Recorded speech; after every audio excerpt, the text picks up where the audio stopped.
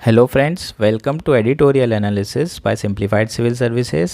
आज नवंबर 2 को टोटल 4 आर्टिकल डिस्कस करेंगे। फर्स्ट आर्टिकल जो डिस्कस किया जाएगा वो है impacting a women's freedom to reproductive choices.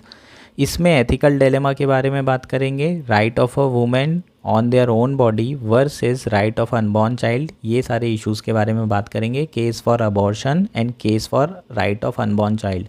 दोनों को डिस्कस करेंगे, दोनों के बीच के आर्गूमेंट देखेंगे, मेंस का कोर्स पूरा क्वेश्चन प्रिपेयर करेंगे। नेक्स्ट है हमारा मालवेयर मलाइस। इसमें हम सर्वेलेंस स्टेट के बारे में बात करेंगे, उसके इम्पैक्ट के बारे में बात करेंगे। थर्ड है हमारा जो article AI and the issue of human centricity in copyright law. और हमारा जो लास्ट आर्टिकल है वो इंडियन एक्सप्रेस से लिया है हमने, जो कि आपके प्री के लिए काफ़ी इंपॉर्टेंट है। In Tripura Bangladesh railway link new opportunities and old connect. ये आर्टिकल आपके प्री पर्सपेक्टिव से बहुत इंपॉर्टेंट है। और रेलवे लाइन कौन कौन सी चल रही है इंडिया और बांग्लादेश के बीच में, उनके बारे में भी बात करेंगे। सबके नाम आपको प्री में पूछे जा सकते हैं। इसी के साथ अगर आपको चीज़ें समझ में आ रही है, कंटेंट पसंद आ रहा है, तो अपने दोस्तों के साथ शेयर करो यार, है ना। सब्सक्राइब करो और कमेंट वगैरह किया करो, लाइक कर दिया करो, ये सारी चीज़ें करो। ठीक, चलिए शुरू करते हैं हमारा एडिटोरियल एनालिसिस। हमारा फर्स्ट आर्टिकल है impacting a women's freedom to reproductive choices. ये आर्टिकल द हिंदू में आया है और GS2 पॉलिटी गवर्नेंस के पर्सपेक्टिव से इम्पॉर्टेंट है। बेसिकली सुप्रीम कोर्ट का एक जजमेंट आया है जिसमें रिप्रोडक्टिव चॉइसेस ऑफ वुमेन के बारे में जजमेंट दिया गया है। यह आर्टिकल आपको पूछा जा सकता है, इसी के ऊपर आपको क्वेश्चन पूछा जा सकता है कि क्या करने की ज़रूरत है। There is a need to strive a balance between right of a women on their body और reproductive rights versus right of a unborn child. Comment, इस तरह का क्वेश्चन आपको GS2 में आ सकता है, GS4 में भी आ सकता है, एथिक्स से भी ये रिलेटेड है। बेसिकली ये जो आर्टिकल है right of a women on their body versus right of unborn child, ये आर्टिकल इसके ऊपर है। ठीक है, तो इसको समझेंगे, रीसेंट जजमेंट में क्या दिया हुआ है ये चीज़ें समझेंगे। इसके अलावा medical termination of pregnancy act 2021 के बारे में थोड़ी सी बात करेंगे कि प्रेगनेंसी कब अलाउ की गई है, कब नहीं की गई है, और कुछ एथिकल डिलेमास के बारे में भी बात कर लेंगे आसानी से। फिर बात करेंगे केस फॉर अबॉर्शन और case for right of life of unborn child. ये कुछ चीज़ें हम इस आर्टिकल से डिस्कस करेंगे। पहले तो आर्टिकल समझते हैं। ऑलरेडी हम, अगर आपको याद होगा, अगर आप लगातार जो है देख रहे हैं हमारा एडिटोरियल एनालिसिस, तो हम ये ऑलरेडी न्यूज़ डिस्कस कर चुके हैं पहले, जब केस जो है शुरू हुआ था 3 जज की बेंच में ये केस गया था, पेटिशन गई थी, CJI हेड कर रहे थे। शुरुआत कैसे हुई थी इसको भी समझ लेते हैं। सबसे पहले 27 ईयर ओल्ड वुमेन जिनके 2 बच्चे हैं, उनको जो है पता नहीं था कि वो प्रेग्नेंट है। क्यों पता नहीं था? क्योंकि वो एक कंडीशन से क्या हो रही थी, गुजर रही थी, उसका नाम है lactational amenorrhoea, a condition in which women who are breast feeding have amenorrhoea that is not menstruating. ठीक है, तो ये इस कंडीशन थी, वो मेंस्ट्रुएट नहीं कर पा रही थी क्योंकि वो लैक्टेटिंग मदर थी। तो इस कंडीशन में, क्योंकि वो मेंस्ट्रुएट नहीं कर रही थी, उन्हें प्रेगनेंसी का पता नहीं चल पाया। और फर्स्ट टाइम जब उन्हें पता चला तो वो 24 वीक की प्रेग्नेंट थी, 24 हफ्ते की प्रेग्नेंट महिला थी। उन्होंने पेटिशन डाली, उन्होंने कहा कि मैं पोस्टपार्टम डिप्रेशन का शिकार हूँ, सफ़र कर रही हूँ। उनकी मेंटल कंडीशन उन्हें अलाउ नहीं करती एक और बच्चे को जन्म देने के लिए। और उनका जो हस्बैंड है वही एकमात्र जो है घर में कमाने वाले व्यक्ति हैं, तो उनकी सोशो इकोनॉमिक कंडीशन भी उन्हें परमिट नहीं करती एक और बच्चे को जन्म देके उन्हें अच्छा पालन पोषण देने के लिए। ये सारी आर्गूमेंट्स जो हैं उन्होंने अपनी पेटिशन में डाली और 26 वीक्स की वो प्रेग्नेंट थी जब उन्होंने ये पेटिशन डाली। अब जब ये पेटिशन गई तो 2 जज की बेंच ने इसमें शुरुआत में मान लिया कि इनको प्रेगनेंसी टर्मिनेशन का राइट है, रिप्रोडक्टिव राइट है। हालांकि अगर हम एक्ट की बात करें, MTP एक्ट 20 हफ्ते तक के कोई भी करवा सकता है अबॉर्शन। 20 हफ्ते के बाद 20 से 24 वीक तक अगर प्रेग्नेंट रहते हैं, अगर 20 से 24 वीक तक का प्रेगनेंसी हो चुकी है, तो उसके बाद मेडिकल बोर्ड से परमिशन लेनी पड़ती है, तभी जो है प्रेगनेंसी अबॉर्शन हो सकता है। और अगर 24 हफ्ते से ज़्यादा हो जाते हैं तो फिर सिर्फ 2 कंडीशन में प्रेगनेंसी अबॉर्शन पॉसिबल है। एक तो जो फोएटस है वो एबनॉर्मल हो, ठीक है, उसमें कुछ एबनॉर्मेलिटीज़ हो, डिसेबिलिटीज़ हो, या फिर महिला की जो लाइफ है, वुमेन लाइफ, वो एंडेंजर हो या डेंजर में हो, ठीक है। तो ये 2 ही रीज़न्स के कारण एमटीपी में अलाउ किया गया है 24 हफ्ते के बाद अबॉर्शन, ठीक। अब ये सारी चीज़ें हो गई, उसके बाद एम्स के जो मेडिकल बोर्ड टीम थी, मेंबर थे, उन्होंने जो है एक लेटर लिखा चीफ जजेस को, और उन्होंने कहा कि अब बताइए कि अगर जो फोएटस है वो वायबल है तो क्या उसको अबॉर्शन करना चाहिए या नहीं करना चाहिए। ये फोएटस वायबिलिटी क्या होती है, ये इम्पॉर्टेंट वर्ड है आपके लिए। फोएटल वायबिलिटी को समझना बहुत ज़्यादा ज़रूरी है। When foetus become viable and is capable of surviving outside the mother uterus, ठीक है। जब फोएटस वायबल हो जाता है, इसका मतलब ये है कि वो अब मदर यूट्रस के बिना भी जो है सरवाइव कर सकता है बाहर की कंडीशन में। तो यहाँ पर right to life of unborn child आ जाता है। उन्होंने कहा, जो मेडिकल टीम थी उन्होंने ये भी दिया, कहा कि कोई एबनॉर्मलिटीज़ भी नहीं है और महिला की जान को खतरा भी नहीं है और फोएटस वायबिलिटी भी हो गई है। अब जजेस ने, जो 2 जज थे, उन्होंने अपना डिसीज़न बदल दिया और स्प्लिट रूलिंग आई। जो 2 जजेस थी उसमें से एक थी जस्टिस कोहली। उन्होंने क्या कहा, judicial conscience did not allow her to permit an abortion. जो सेकेंड जज थी justice Nagarathna held that the petitioner decision must be respected, the women choice was paramount and her right to reproductive health included a right to abortion. ये चीज़ें basically कही गई दोनों जजेस के द्वारा और स्प्लिट रूलिंग दी गई, मतलब एक फेवर में दिया अबॉर्शन के और एक अगेंस्ट में। फेवर में किसने दिया, जस्टिस नागारत्ना ने, और जस्टिस कोहली ने अगेंस्ट में दिया। पहले दोनों फेवर में दे रहे थे, लेकिन फोएटस वायबिलिटी के बाद से जस्टिस कोहली ने अलग जजमेंट दिया, स्प्लिट जजमेंट आया। तो फिर चीफ जस्टिस ऑफ इंडिया ने 3 जज की बेंच बिठाई और खुद लीड किया। अब चीफ जस्टिस ऑफ इंडिया ने लीड किया है और अभी जो रीसेंट जजमेंट आया है उसमें उन्होंने क्या कहा है, the women case fell outside the scope of medical termination of pregnancy act 1971 और डिक्लाइन कर दिया permission to women who was seeking to terminate a 26 week long pregnancy. तो बेसिकली अबॉर्शन डिक्लाइन कर दिया गया है 3 जजेस की बेंच ने, ठीक है। और चीफ जस्टिस ऑफ इंडिया ने, मतलब बेसिकली हीना कोहली जी और जस्टिस रंगनाथन जी, उन दोनों के जजमेंट तो क्लियर थे। यहाँ पर चीफ जस्टिस ऑफ इंडिया का जो एक्स्ट्रा वोट आया है वो अबॉर्शन के अगेंस्ट में है और राइट ऑफ अनबॉर्न चाइल्ड के फेवर में है, ठीक है। तो ये बेसिकली पूरा का पूरा केस है। अब हम इसमें बातचीत करेंगे एथिकल डिलेमास की। तो एथिकल डिलेमा अराइज कब होते हैं, जब आपको राइट और रॉन्ग चूज़ करना होता है, तब बिल्कुल एथिकल डिलेमा नहीं आते। या तो कोई चीज़ सही है या तो गलत, और आपको हमेशा सही के साथ जाना है।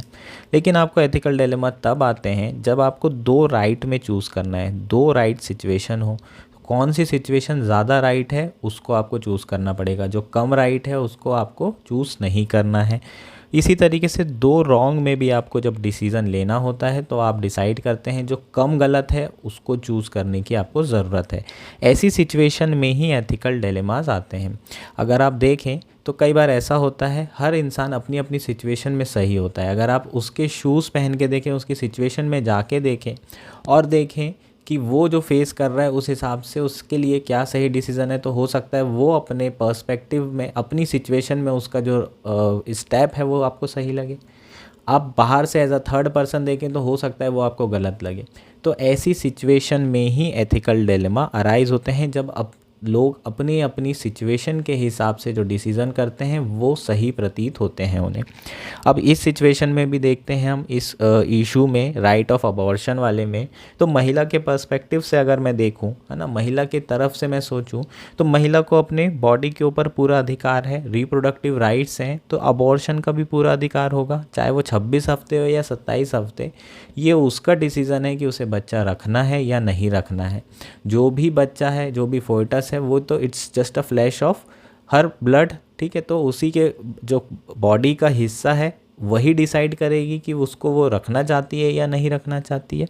तो ये आर्गूमेंट हो जाएगा। दूसरा उसकी हेल्थ कंसिडरेशन लिया जाए, और तीसरा है जेंडर इक्वलिटी। तो ये सारी चीज़ें क्या करती है, हमें सपोर्ट कर रही है कि अबॉर्शन होना चाहिए, ठीक है। महिला के पर्सपेक्टिव से अगर मैं देखूँ तो जेंडर इक्वलिटी मतलब पुरुषों को जब अपने बॉडी के ऊपर पूरा अधिकार है तो महिलाओं को भी अपनी बॉडी के ऊपर पूरा अधिकार होना चाहिए। उनकी हेल्थ भी जो है इसी से जुड़ी रहती है, तो अपनी हेल्थ का भी राइट है उन्हें, राइट टू हेल्थ, तो इस हिसाब से वो डिसीज़न ले सकती हैं।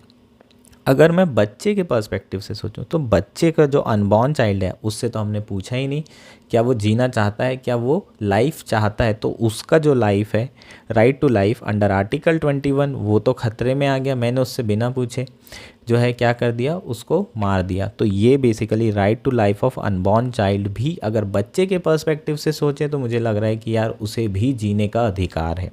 थर्ड बात करूं, responsibility of state to secure every right. जो स्टेट होता है, जो गवर्नमेंट होती है, उनकी रिस्पॉन्सिबिलिटी होती है हर एक जीवन को बचाने की। तो अनबॉर्न चाइल्ड का जीवन हो या महिला का, दोनों को बचाने की जिम्मेदारी किसकी है, स्टेट की है। तो दोनों में बैलेंस करती है सरकारें। इसलिए MTP जो एक्ट बनाया गया है, वो एक्ट बनाया इसलिए गया है ताकि ये बैलेंस किया जा सके। इंक्लूजन फॉर ऑल, अब आपने बात की है MTP एक्ट में, इस MTP एक्ट में अगर 24 हफ्ते से ज़्यादा होता है तो डिसेबिलिटी या एबनॉर्मलिटी होती है फोएटस में, तो अबॉर्शन करा सकते हैं। अगर हम ऐसी सिचुएशन में अबॉर्शन करा रहे हैं, इसका मतलब हम बेसिकली कुछ सिलेक्टिव अबॉर्शन कर रहे हैं। कुछ बच्चों को जीने का अधिकार है, लेकिन अगर एबनॉर्मलिटी है या फिर डिसेबिलिटी है तो उस बच्चे को जीने का अधिकार नहीं है। तो ये इंक्लूजन ऑफ ऑल के अगेंस्ट में है, नेचर के अगेंस्ट में। तो ये एथिकल डिलेमा आ जाता है कि यार ये तो सही नहीं है, सभी को जीने का अधिकार है, डिसेबल है तो क्या हुआ, नेचर के अगेंस्ट में है ना। हर बच्चे एक जैसे नहीं होते, भगवान का रूप होते हैं। रिलीजियस बिलीफ की बात करें तो ये सारे आर्गूमेंट हमारे क्या हैं, इसके अगेंस्ट में है, एबनॉर्मलिटीज़ के कारण अबॉर्शन कराने के।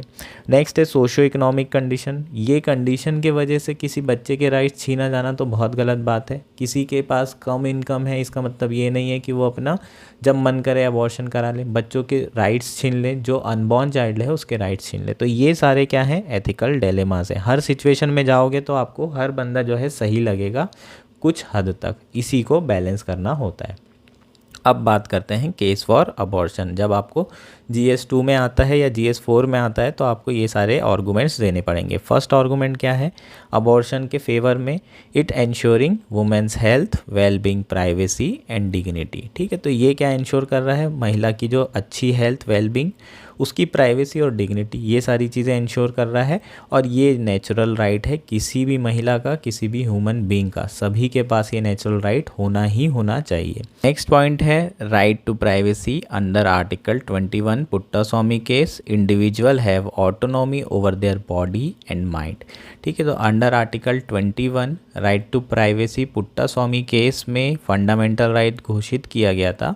और चीफ जस्टिस ऑफ इंडिया उस वक्त जस्टिस थे और उन्होंने अपने जजमेंट में कुछ चीज़ें लिखी थी, वो आपके लिए इम्पॉर्टेंट है, उसे पढ़ना। आप इसे लिख भी सकते हैं, कोड भी कर सकते हैं अपने आंसर में। इन case of unwanted and incidental pregnancy the burden invariably falls on a pregnant women affecting her mental and physical health.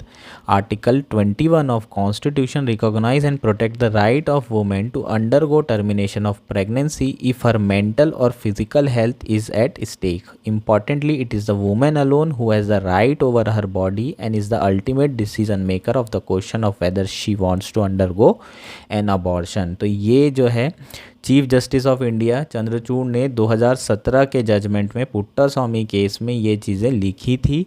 और ये काफ़ी इम्पॉर्टेंट ऑब्जर्वेशन है। यहाँ पर क्लियरली पॉइंट आउट किया गया है कि अगर फिज़िकल और मेंटल हेल्थ को अफेक्ट कर रहा है महिला की, तो वो जो है अबॉर्शन का रास्ता अपना सकती हैं और उनका जो डिसीज़न होगा वो एब्सोल्यूट होगा। हालांकि अभी जो डिसीज़न दिया है वो इसके अलग दिया है, इसके अगेंस्ट दिया है, ये बात अलग है। पर आप इसके अबॉर्शन के फेवर में ये आर्गूमेंट लिख सकते हैं, एग्जैक्ट कॉपी कर सकते हैं। जो 4-5 लाइन हमने रीड की उसी तरीके से लिखेंगे, ज़्यादा नंबर मिलेंगे। ठीक है, तो इंडिविजुअल को अपने बॉडी के ऊपर, अपने माइंड के ऊपर राइट होता है under article 21 under article right to privacy. ठीक, तो ये हमारा क्या हो जाएगा, मेन सेकेंड आर्गूमेंट हो जाएगा। नेक्स्ट हमारा आर्गूमेंट है MTP medical termination of pregnancy act is just enabling act to implement fundamental right of women. ठीक है, under article 14 equal protection of law. तो बेसिकली MTP एक लॉ बनाया गया है जो क्या कर रहा है, इम्प्लीमेंट कर रहा है फंडामेंटल राइट।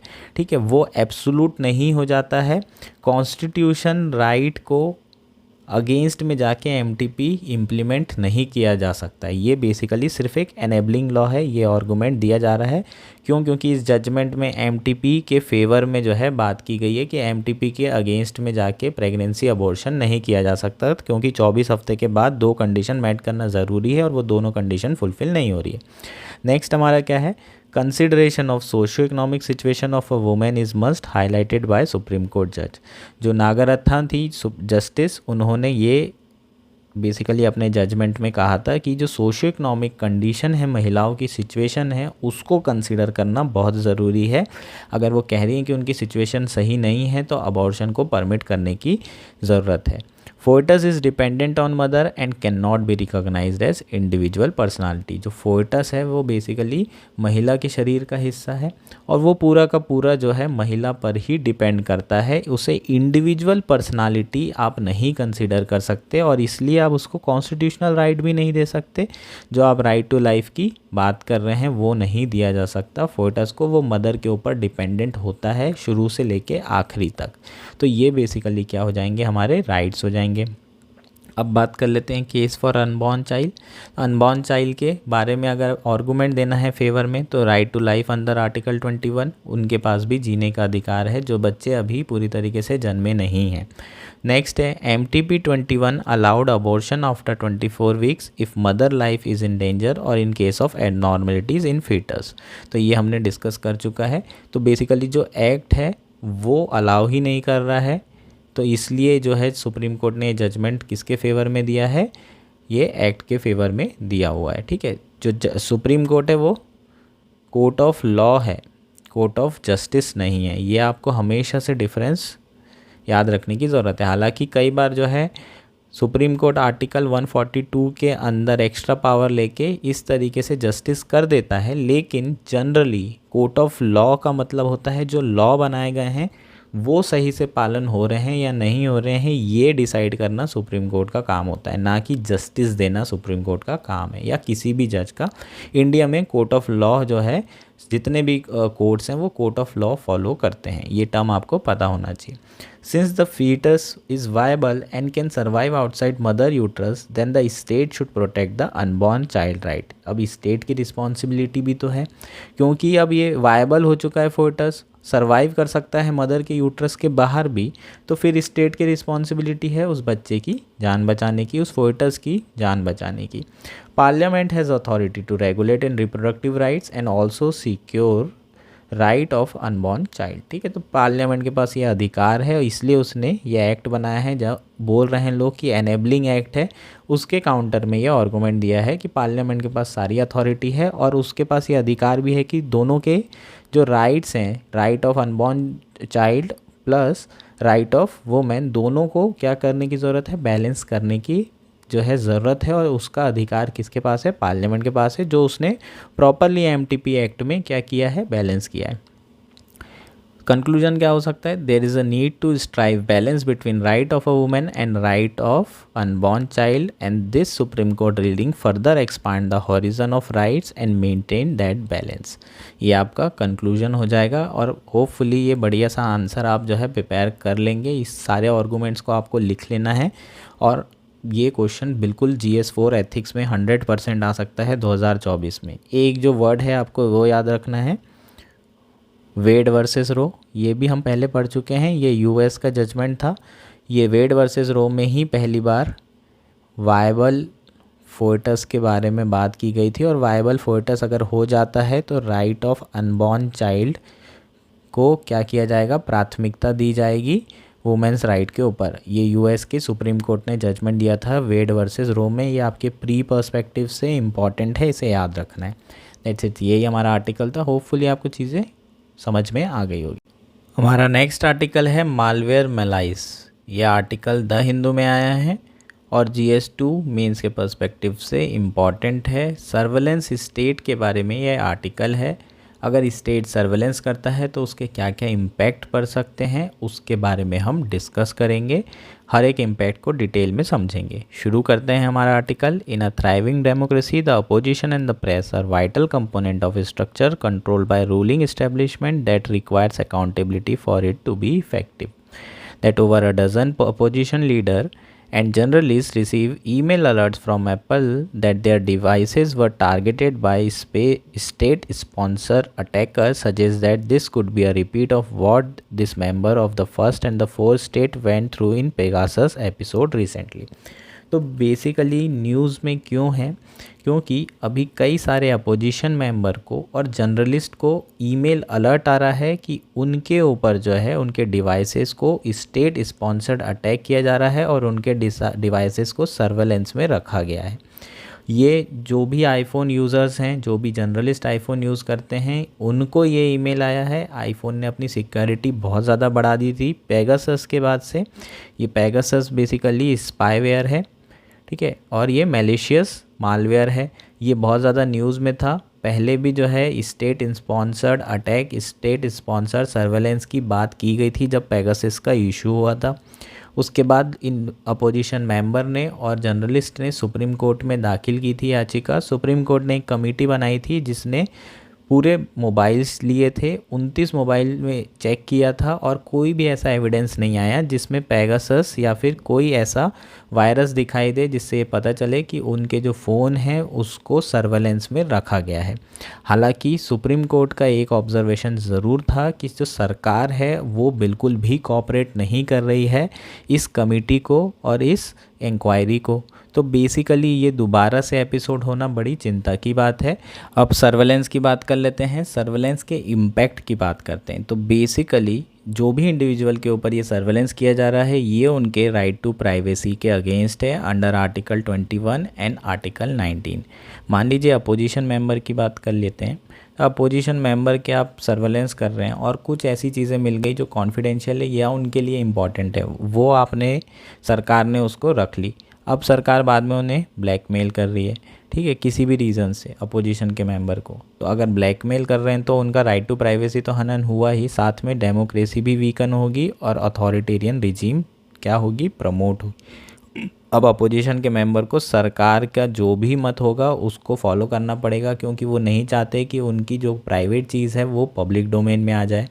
इसलिए जो है सरकार उन्हें ब्लैकमेल कर सकती है और अपोजिशन जो है और कमज़ोर हो सकता है, जो कि पहले ही काफ़ी कमज़ोर है एटलीस्ट इंडिया में। दूसरा जर्नलिस्ट की बात करते हैं, कैसे वीकन डेमोक्रेसी हो रही है। जर्नलिस्ट की भी अगर ऐसी कोई पर्सनल इन्फॉर्मेशन हो तो वो कोई आवाज़ जो है सरकार के अगेंस्ट रेज़ नहीं करेगा। वैसे भी सरकार के अगेंस्ट कुछ भी जर्नलिस्ट रेज़ नहीं कर रहे हैं, फिर भी गिने चुने एक आध दो जर्नलिस्ट होंगे तो उनके अगेंस्ट में सर्वेलेंस करेंगे तो वो भी फिर आवाज़ उठाना बंद कर देंगे और डेमोक्रेसी क्या होगी, वीकन हो जाएगी और अथॉरिटेरियन रिजीम प्रमोट होगी।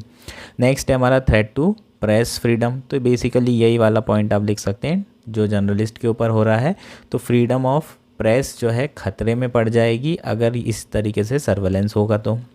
नेक्स्ट है opposition won't be able to make government accountable. बिल्कुल ये बात डायरेक्टली जो है इसी से आती है। अगर अपोजिशन मेंबर सर्वेलेंस में रहते हैं तो वो अपना काम जो है अच्छे से नहीं कर पाएंगे, है ना। और फिर पार्लियामेंट में कई बार वोटिंग होती है तो सरकार जो है उन्हें ब्लैकमेल कर सकती है, उनके फेवर में वोट डलवा सकती है। सरकार को अकाउंटेबल करना जो कि सबसे ज़्यादा इम्पॉर्टेंट है हमारे यहाँ पार्लियामेंट्री डेमोक्रेसी का मेन फीचर है अकाउंटेबिलिटी, ठीक है। आपको पता होगा council of minister must be accountable to legislature, ठीक।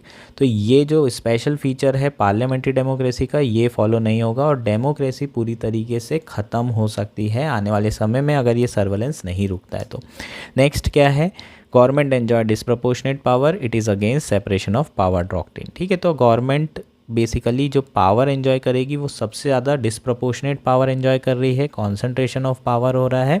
और हमारा संविधान में हमने कोशिश की है कि ये कॉन्सेंट्रेशन ऑफ पावर ना हो, चेक्स एंड बैलेंस बना रहे हर एक इंस्टीट्यूशन जो है एक दूसरे को चेक और बैलेंस करता रहे। For example separation of power की बात करते हैं तो उसमें जुडिशरी, एग्जीक्यूटिव और लेजिस्लेचर सबको अपने अपने पावर दी गई है, अलग अलग पावर दी गई है और सबको जो है लिखा गया है कॉन्स्टिट्यूशन में ताकि कोई कन्फ्यूजन ना हो। अब एक के पास अगर ज़्यादा पावर आ जाती है एग्जीक्यूटिव के पास तो ये जो है बाकी को कंट्रोल कर सकते हैं। अब लेजिस्लेचर को तो करेंगे ही, अपोजिशन मेंबर को टारगेट करके, जुडिशरी को भी कर सकते हैं, उनको भी सर्वेलेंस में डाल के ये टारगेट किया जा सकता है।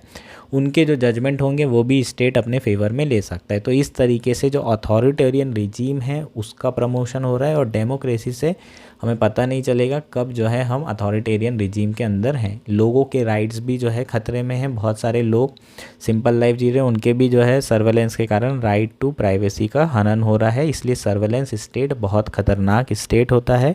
यूएस हमेशा करते आ रहा है।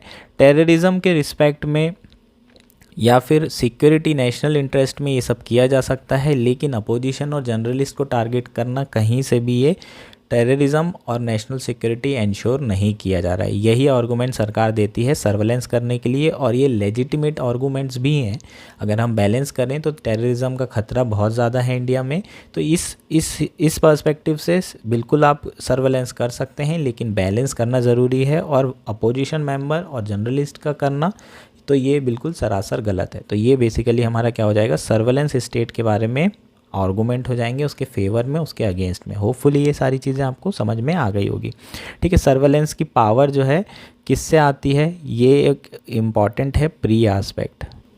सर्वेलेंस की जो पावर है वो टेलीग्राफ एक्ट 1885 के थ्रू जो है सरकार लेती है और अभी रिसेंटली आईटी एक्ट 2000 से भी ये पावर सरकार को मिल रही है। ठीक है, अलग अलग सेक्शन आप देख सकते हैं अलग से डिटेल में पढ़ के, पर ये आपको इतना एटलीस्ट पता होना चाहिए आईटी एक्ट 2000 और 1885 टेलीग्राफ एक्ट के थ्रू सर्वेलेंस किया जाता है और बहुत सारे सेफगार्ड भी हैं।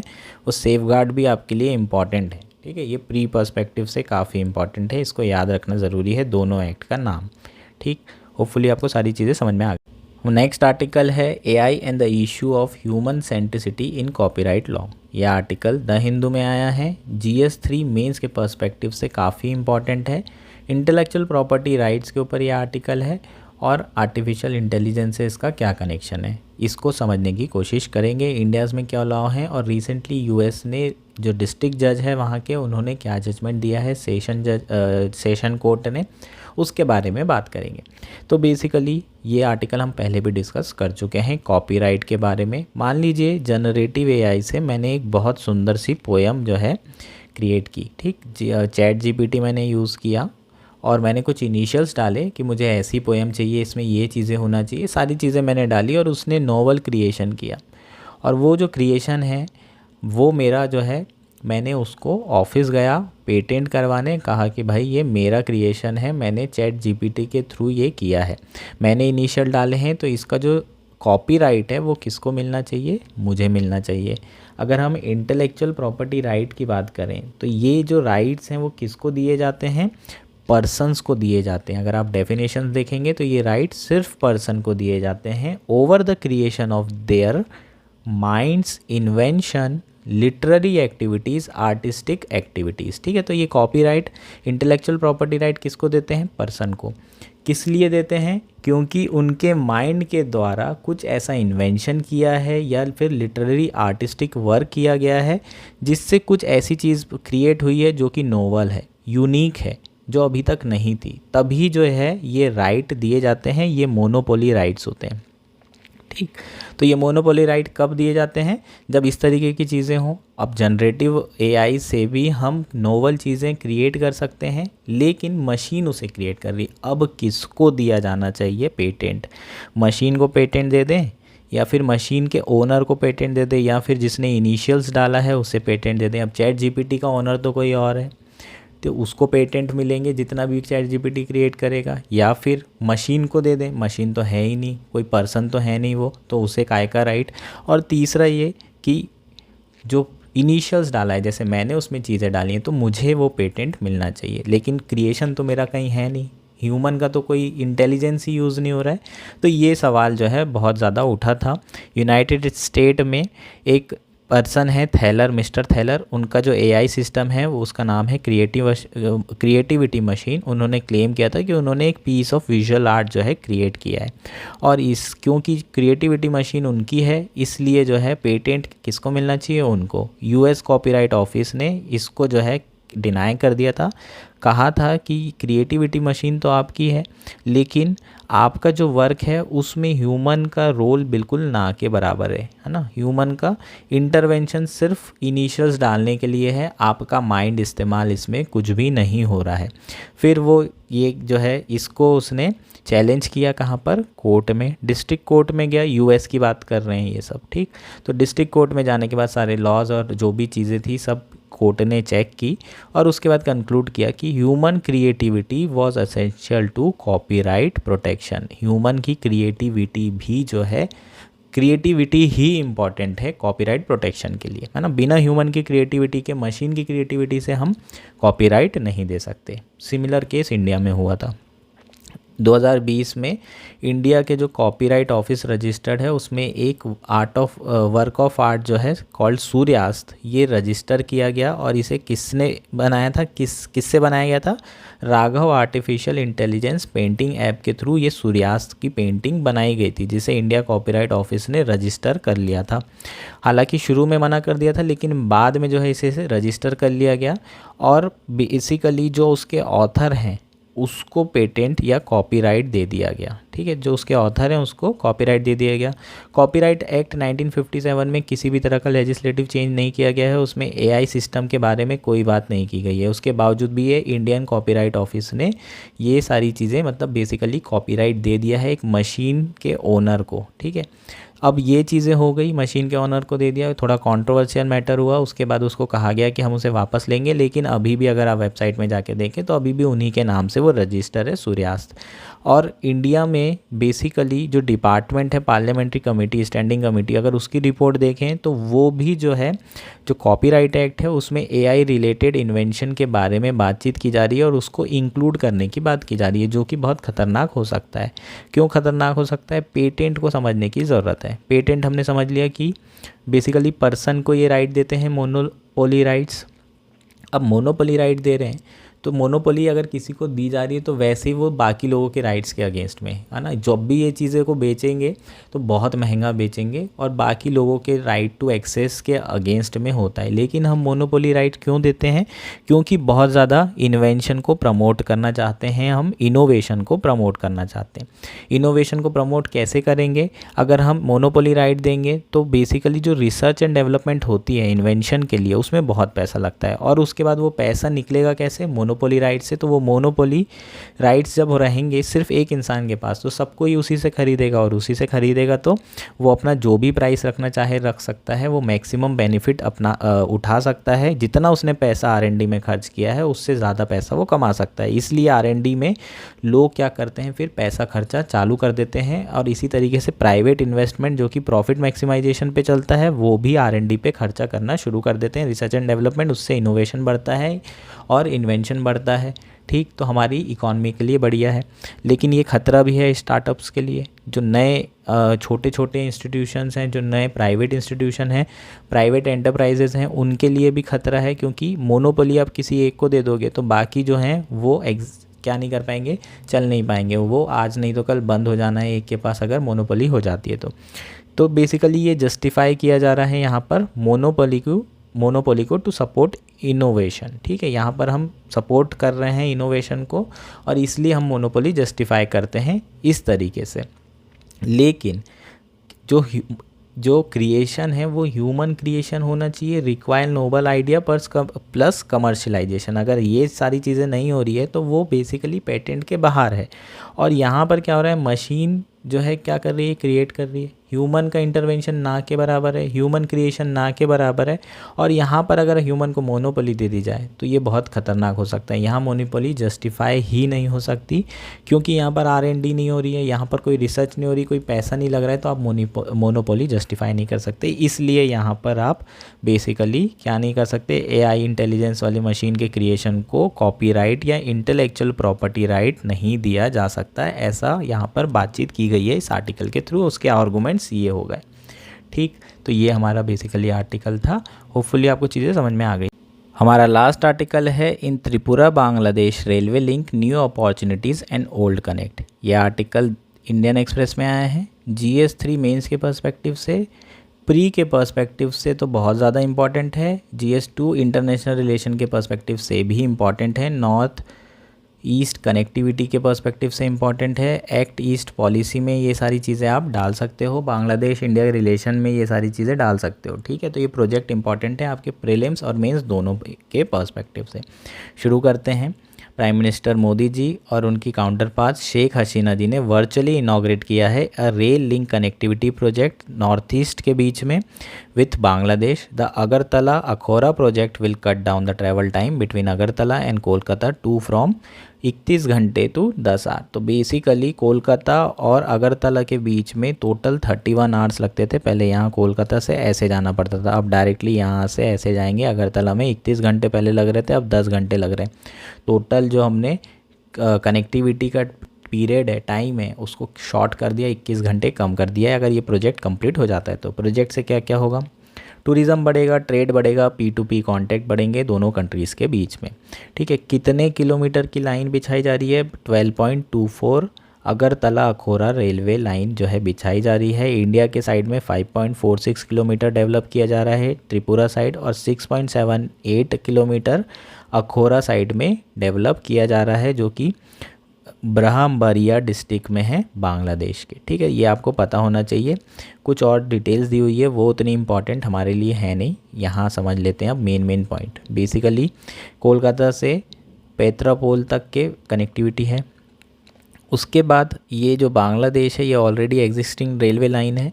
यहाँ अखौरा से अगरतला को कनेक्ट किया जा रहा है। ये 12 किलोमीटर की रेल लिंक जो है डेवलप की जा रही है, और यही प्रोजेक्ट है, ये इंपॉर्टेंट प्रोजेक्ट है। इससे पूरी की पूरी कनेक्टिविटी जो है इंडिया से अगर त्रिपुरा में, है ना, कोलकाता से त्रिपुरा में हो जाएगी आसानी से। और त्रिपुरा बेसिकली अगर देखें तो तीनों तरफ से जो है बांग्लादेश से घिरा हुआ है। सिर्फ एक साइड जो है उसका असम से लगा हुआ है। यहाँ से पूरा घूम के जाना पड़ता, अब डायरेक्टली यहाँ से जा सकते हैं। तो जो कनेक्टिविटी है मेन लैंड से वो नॉर्थ ईस्ट की बढ़ जाएगी, त्रिपुरा की बढ़ जाएगी, ईज़िली लोग आना जाना कर पाएंगे। तो बहुत ज़्यादा बेनिफिट होगा डेवलपमेंट के पर्सपेक्टिव से। अगर कनेक्टिविटी बढ़ती है तो डेवलपमेंट बढ़ता है, ट्रांसपोर्टेशन आसान होता है तो डेवलपमेंट बढ़ता है। दूसरा क्या हो जाएगा? P2P कॉन्टैक्ट बढ़ेंगे, त्रिपुरा के लोग इंडिया में आसानी से आएंगे। ऐसा नहीं कि 30 घंटे इंडिया में, मतलब मेन इंडिया, नॉर्थ इंडिया जो मेन स्ट्रीम इंडिया है उसमें, है ना। इंडिया का मतलब त्रिपुरा अलग नहीं है। बेसिकली नॉर्थ ईस्ट के लोग इंडिया के जो मेनलैंड है, जहाँ पर दिल्ली है, दिल्ली में आ पाएंगे, कैपिटल के आसपास आ पाएंगे। अगर सुप्रीम कोर्ट जाना है तो वहाँ जा पाएंगे। तो बेसिकली ये कनेक्टिविटी बहुत ज़रूरी थी डेवलपमेंट के पर्सपेक्टिव से। और प्लस इंडिया में भी अभी इंटीग्रेशन नहीं हुआ है बहुत सारे नॉर्थ ईस्ट लोगों का, तो इंटीग्रेशन के पर्सपेक्टिव से भी, इंसर्जेंसी के इश्यूज़ भी चलते रहते हैं, तो ये सारे पर्सपेक्टिव से इम्पॉर्टेंट है। टोटल जो 1255 करोड़ का ये प्रोजेक्ट है, शुरुआत में 2013 में ये शुरू किया गया था, इनॉग्रेट किया गया था, लेकिन उसके बाद कॉस्ट डिले होते गई, पेंडेमिक आते गया, और फिर इंडिया में डिले चलते रहते हैं। ब्यूरोक्रेटिक डिले एक वर्ड में इसे सम अप कर सकते हैं। अब शुरुआत में जो है दोनों कॉस्ट उठा रहे थे, लेकिन अब बाद में जो है बांग्लादेश ने बोला हम नहीं कर रहे हैं, तुम ही इम्प्लीमेंट करो। तो अब इंडिया इम्प्लीमेंट कर रहा है। Ministry of development of north east region ये जो है फंड कर रहा है इंडिया साइड वाला प्रोजेक्ट जो 5 किलोमीटर वाला है, और ministry of external affair fund कर रहा है बांग्लादेश साइड वाला project as a aid to Bangladesh. ठीक, इरकॉन जो है Indian railway construction international limited जो PSU है, वो क्या डेवलप कर रहा है? इंडिया साइड वाली रेलवे लाइन, और टेक्समो जो कि प्राइवेट इंडियन फर्म है वो बांग्लादेश वाली लाइन को डेवलप कर रहा है। अब इसके बेनिफिट्स वाले की चीज़ों की बात कर लें तो बेसिकली जो त्रिपुरा है ये पूरा लैंडलॉक है ना, चारों तरफ से घिरा हुआ है, 3 साइड से बांग्लादेश से घिरा हुआ है। अगर हम बात करें बांग्लादेश की, तो बांग्लादेश से सबसे ज़्यादा डिस्टेंस, है ना, सेकेंड लार्जेस्ट डिस्टेंस किसके साथ है? त्रिपुरा के साथ ही है। सबसे ज़्यादा किसके साथ है? वेस्ट बंगाल के साथ लगी हुई है बॉर्डर, उसके बाद त्रिपुरा के साथ लगी हुई है। ठीक, तो और ये जो प्रोजेक्ट होगा ये डिस्टेंस जो है अगरतला और कोलकाता के बीच में लगभग कितना कम कर रहा है? 1600 किलोमीटर से 500 किलोमीटर कम कर देगा। तो कनेक्टिविटी एंड ऑल वो सारे बेनिफिट्स तो मिलना ही मिलना है। ठीक है, इसके अलावा प्री पर्सपेक्टिव से 3 चीज़ें इंपॉर्टेंट है। और कौन कौन सी ट्रेनें चल रही हैं? ठीक। एक है मिताली एक्सप्रेस जिसे 2021 में शुरू किया गया है ढाका और सिलीगुड़ी वेस्ट बंगाल में, ठीक, ये याद रखना है। सिलीगुड़ी और ढाका को कनेक्ट करती है ये मिताली एक्सप्रेस। दूसरी है बंधन एक्सप्रेस जो 2017 में दोबारा से शुरू हुई थी, 1965 तक के, जब तक वॉर नहीं थी इंडिया पाकिस्तान के बीच में तब तक के ये चालू थी। उसके बाद से अभी रिसेंटली से चालू किया गया है कोलकाता से खुलना के बीच में, ये याद रखना है। ये प्री पर्सपेक्टिव से तीनों इंपॉर्टेंट है। और तीसरा है मैत्री एक्सप्रेस, कोलकाता से ढाका के बीच में 2008 में ये शुरू हुई थी। कोलकाता ढाका मैत्री 2008, ये सारे वर्ड आपको याद रखने। होपफुली ये सारी चीज़ें आपको समझ में आ गई होगी। काफ़ी इंपॉर्टेंट है प्री पर्सपेक्टिव से ये article. Thank you and enjoy your day. और प्लीज़ यार सब्सक्राइब करो, लाइक करो, कमेंट क्या करो, है ना। ऐसे नहीं कि बिल्कुल मतलब देख रहे हैं लेकिन कमेंट भी नहीं कर रहे हैं, लाइक भी नहीं कर रहे हैं। ठीक है, चलो मज़े करो, एन्जॉय करो।